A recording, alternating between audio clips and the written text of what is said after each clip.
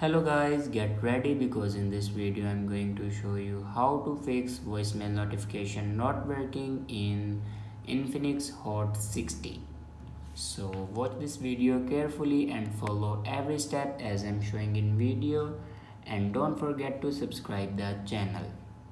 So let's start the video. First of all, open settings.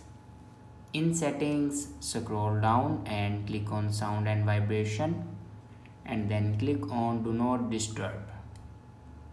Now here you can check your do not disturb. If you turn on your do not disturb, then turn it off.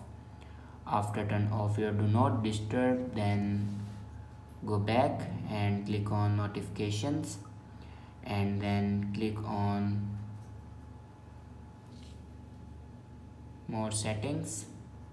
Click on lock screen, and then here you can see all the notification. Now here you can allow all your notifications. After allow all your notifications, then go back to your home screen and restart your device. For restart your device, press and hold power button and then click on restart. After doing these steps, your problem will be fixed.